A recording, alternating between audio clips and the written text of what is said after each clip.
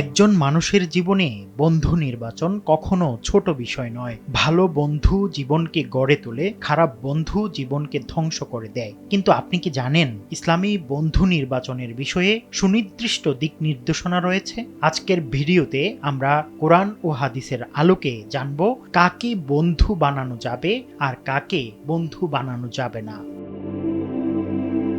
ইসলাম মানুষকে একা বাঁচার শিক্ষা দেয় না, বরং সামাজিক জীবনে বন্ধুত্বকে গুরুত্ব দিয়েছে, তবে শর্ত জুড়ে দিয়েছে চরিত্র ও দিনদারির। রাসূলুল্লাহ সাল্লাল্লাহু আলাইহি ওয়াসাল্লাম বলেছেন, মানুষ তার বন্ধুর দিনের উপর থাকে, তাই প্রত্যেকের উচিত সে কাকে বন্ধু বানাচ্ছে সে ব্যাপারে লক্ষ্য রাখা। একজন মানুষের চিন্তা, অভ্যাস ও চরিত্র ধীরে ধীরে তার সঙ্গীর প্রভাবে গড়ে ওঠে, তাই বন্ধু নির্বাচনে সতর্কতা জরুরি।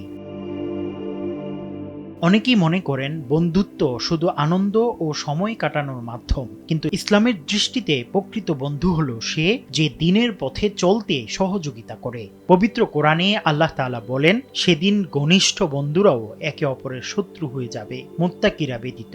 অর্থাৎ যে বন্ধুত্বের ভিত্তি তাকওয়া নয়, তা পরকালে কোনো কাজে আসবে না, বরং কখনো কখনো তা আফসোসের কারণ হয়ে দাঁড়াবে।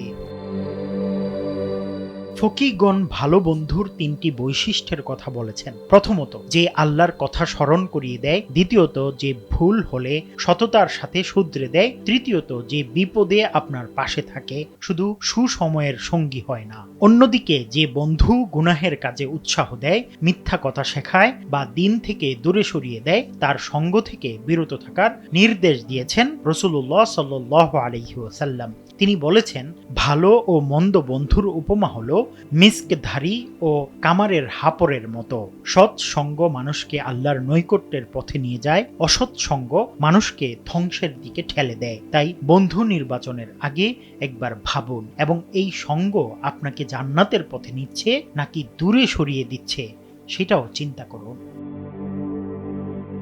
মুফতি আব্দুল্লাহ তামিম, সময় সংবাদ, ঢাকা।